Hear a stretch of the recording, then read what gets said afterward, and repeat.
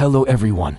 Today we will be talking about Kings Medes. The Medians were an Iranian people who established one of the longest-lasting civilizations in history. They had a continuous existence from the 9th century BC until Alexander the Great conquered them in the 4th century BC, a period of around 500 years. The Medes originated from the broader region of Media, which today is the northwest part of Iran. During their peak, they ruled over an empire that encompassed the whole of Iran, Mesopotamia, Armenia, and parts of Turkey and Azerbaijan. In this video, we will look at some of the most important kings in Medes history. Let's get started. Deioces was the first king to unite the Medes and establish the Median Empire. He was the son of a local Median chieftain, and through a combination of diplomacy and warfare, he managed to unite almost all of the Iranian plateau under his rule by the middle of the 7th century BC. His empire stretched from the Mediterranean Sea in the west to the Indus River in the east. Deioces reformed the Median army, making it more centralized and disciplined. He also reorganized the administration of his empire and introduced a new coinage system. Deioces is credited with introducing the Median royal line, the Achaemenid dynasty, which would go on to conquer the Neo-Assyrian Empire and found the Achaemenid Empire, one of the largest empires in history. According to Plutarch, the founder of the Median kingdom was a man named Janus, the son of a Persian nobleman named Cambyses. After defeating the Scythians, he moved his people into the city of Ecbatana, which became the capital of the Median Empire. Other ancient sources refer to him as Deioces or Ator. Don't forget to hit the subscribe button and ring the bell and leave a comment for us. Your support and energy will help us to be energetic and prepare the best videos for you, friends. Because the best is your right, friends. Little is known about Deioces, but it is clear that he was a great leader and organizer. Without his efforts, the Medes would not have been able to become the dominant power in the region. Astyages was the last king of the Median Empire before it was conquered by Cyrus the Great of Persia. He ruled from around 585 to 550 BC, and during his reign, the empire reached its greatest extent. Astyages was the grandson of Deioces and inherited a vast and prosperous empire. He continued his grandfather's policies of expansion and conquest, conquering much of northern Iran, Mesopotamia, and parts of Anatolia. He also waged war against the kingdom of Urartu to the north and the kingdom of Lydia to the west.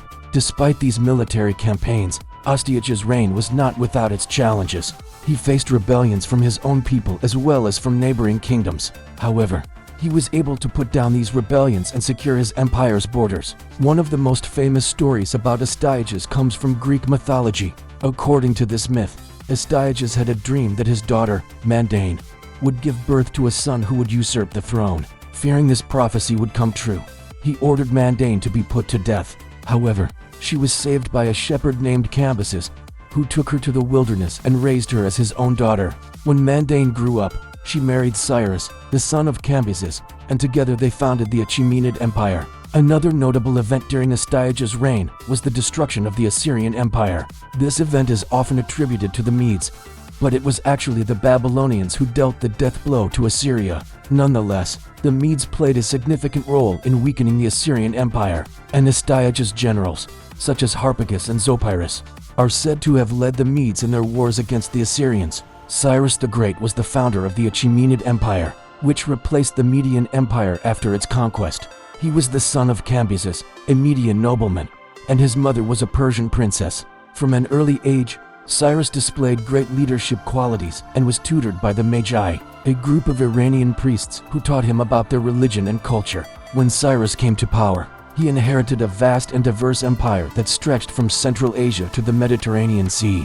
Despite the size of his empire, Cyrus was a hands-on ruler who traveled extensively throughout his domains. He is said to have visited Babylon, Susa, Ecbatana, and other cities to see for himself how his empire was being governed. Cyrus was a believer in religious tolerance, and he allowed his subjects to practice their own faiths. He is credited with freeing the Jews from Babylonian captivity and allowing them to return to Jerusalem and rebuild their temple. Cyrus also implemented a number of administrative reforms. He reorganized the empire's tax system and introduced a new currency. He also established a network of royal roads that connected the various parts of his empire. One of Cyrus's most notable achievements was his conquest of Babylon. In 539 BC, Cyrus led his army against the Babylonians and defeated them. He then allowed the Jews who had been exiled in Babylon to return to their homeland and rebuild the Temple of Jerusalem. Cyrus also expanded the empire's borders into Central Asia and defeated the nomadic Scythians. He is said to have traveled as far as the Caspian Sea in the east and the Balkans in the west. Cyrus was a great builder, and he constructed many palaces and temples throughout his empire. One of his most impressive building projects was the construction of the city of Persepolis, which became the ceremonial capital of the empire. Cyrus was succeeded by his son, Cambyses II, who continued his father's policies of expansion and reform. Cambyses II was the second king of the Achaemenid Empire, reigning from 522 to 520 BC. He was the son of Cyrus the Great and his wife, Cassandane. Cambyses came to power when the empire was at the height of its power. He inherited a vast and prosperous kingdom that stretched from Central Asia to the Mediterranean Sea. However, Cambyses' reign was not without its challenges. He faced rebellions from his own people as well as from neighboring kingdoms. For example, there was a revolt in Egypt led by a man named Psamtik III, who declared himself pharaoh. Cambyses also had to deal with the threat posed by the Scythians in the east. Despite these challenges, Cambyses was able to maintain the integrity of his empire. He continued his father's policies of religious tolerance and non-interference in local affairs.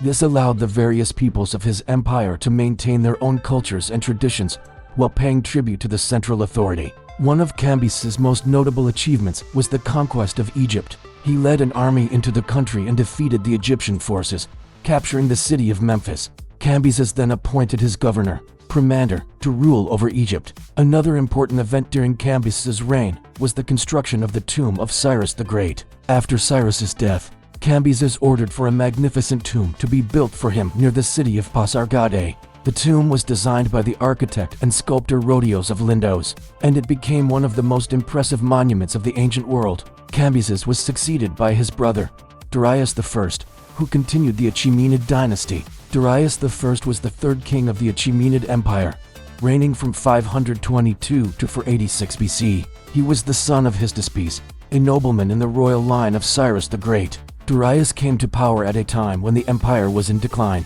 The rebellions and civil wars had weakened the central authority, and the provinces were becoming increasingly independent. However, Darius was a strong and decisive ruler who was able to restore order to the empire. He put down rebellions, reasserted central authority, and launched a series of military campaigns to expand the empire's borders. One of Darius's most notable achievements was the construction of the Royal Road.